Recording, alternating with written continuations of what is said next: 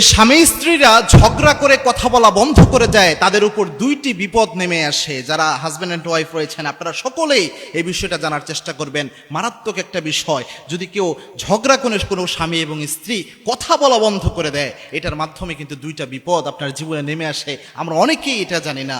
এটা অন্যতম একটা জিনিস। আল্লাহর হাবিব সাল্লাল্লাহু আলাইহি ওয়াসাল্লামের দাম্পত্য জীবনটা আপনি দেখেন। বর্তমানে দাম্পত্য জীবনে এত কলহ, এত ভেজাল কেন? বর্তমান বাংলাদেশে দেখবেন বেশিরভাগ ডিভোর্সের কেস হচ্ছে, এবং প্রতিদিন গড়ে অনেক মানুষ তারা ডিভোর্সের দিকে ধাবিত হচ্ছে। অনেক সংসার টিকতেছে না। এর অন্যতম কয়েকটা কারণ, তার মধ্যে একটা কারণ হচ্ছে রাসূল সাল্লাল্লাহু আলাইহি ওয়াসাল্লামের যে দাম্পত্য জীবনের আদর্শ, ওটা আমরা আমাদের জীবনে মানতে পারি নাই, যার কারণে এটা হয়। আল্লাহর হাবিবের জীবন দেখলেই বোঝা যায়। তার মধ্যে স্বামী স্ত্রী যখন কথা বলা বন্ধ করে দেয়, একটা মারাত্মক বিষয় এখানে ঘটে। মনে রাখবেন, দুষ্ট জিন বা ইবলিস শয়তানের অন্যতম একটা মিশন রয়েছে। প্রত্যেকের কিন্তু একটা মিশন থাকে। ইবলিস শয়তানের একটা মারাত্মক মিশন রয়েছে। ইবলিস শয়তান বান্দাদের দিয়ে, আল্লাহর গোলামদের দিয়ে যত অপরাধ করায়, কোনো অপরাধে ইবলিস শয়তান এত খুশি হয় না, একটা অপরাধে সবচেয়ে বেশি খুশি হয়। বুখারীর হাদিস, আল্লাহর হাবিব সাল্লাল্লাহু আলাইহি ওয়াসাল্লাম জানিয়েছেন, ইবলিস শয়তান দুষ্ট জিন সমুদ্রের উপর নিজের আসনকে সমাসীন করেন। ওই জায়গায় সমাসীন করে যত দুষ্ট জিন রয়েছে, ইবলিস শয়তান রয়েছে, তাদের কাছে বায়োডাটা কালেক্ট করতে থাকেন। আজকে কে কোন অপরাধ করেছো? কোন দুষ্ট জিন, কোন শয়তান এসে বলে, আজকে আমি অমুক ব্যক্তিকে দিয়ে মিথ্যা কথা বলিয়েছি। কেউ এসে বলে, অমুক ব্যক্তিকে দিয়ে আমি হত্যা করিয়েছি। কেউ এসে বলে, অমুক ব্যক্তিকে দিয়ে আমি জেনা করিয়েছি।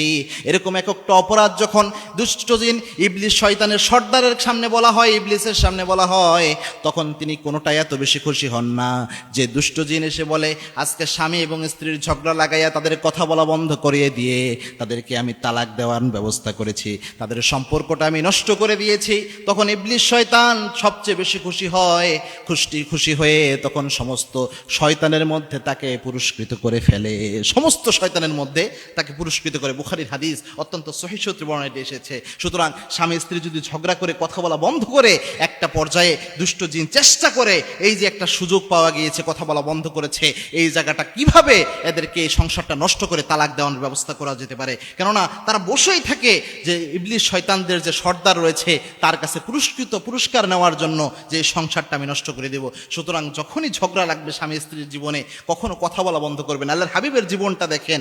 এক নাম্বার ক্ষতি আপনার এখানে হচ্ছে যে এখানে ইবলিস শয়তান আপনাকে টার্গেট করে নিবে যে আপনাদের জন্য সংসার নষ্ট হয়। দুই নাম্বার একটা মারাত্মক ক্ষতি আল্লাহর হাবিব জানিয়েছেন, কেউ যদি কথা বলা বন্ধ করে দেয়, তাহলে ওই যত সময় কথা বলা বন্ধ করে দিবে, শরীরে কোনো বড় ধরনের ওজর ছাড়া যতক্ষণ কথা বলা বন্ধ করে রাখবে, তাহলে ততক্ষণ পর্যন্ত ফেরেশতারা লানত নাজিল করতে থাকে। এজন্য ওই স্বামী স্ত্রীদের উপর আল্লাহ লানত নাজিল হতে থাকে যখন তারা কথা বলা বন্ধ করে রাখে।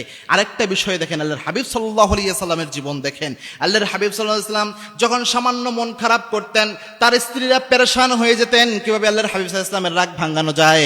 আবার স্ত্রীরা যদি কখনো অভিমান করতেন, কখনো মন খারাপ করতেন, আল্লাহর হাবিব সাল্লাল্লাহু আলাইহি ওয়াসাল্লাম নিজেও পেরেশান হয়ে যেতেন কিভাবে স্ত্রীর মনকে ভালো করা যায়। কখনো আল্লাহর হাবিব সাল্লাল্লাহু আলাইহি ওয়াসাল্লাম তার স্ত্রীর সাথে কথা বলা বন্ধ করে দেন নাই। দুই একটা ঘটনা পাওয়া যায়, তবুও যত দ্রুত সম্ভব আল্লাহর হাবিব সাল্লাল্লাহু আলাইহি ওয়াসাল্লাম তাদের মনকে সন্তুষ্ট করে ফেলেছেন। আল্লাহ রাব্বুল আলামিন রাসূলকে একমাত্র আদর্শ হিসেবে মেনে আমাদের পরিবারগুলোকে রাসূলের সুন্নাহ অনুযায়ী সাজানোর তৌফিক আল্লাহ আমাদের সকলকে দান করুন। আল্লাহুম্মা আমিন।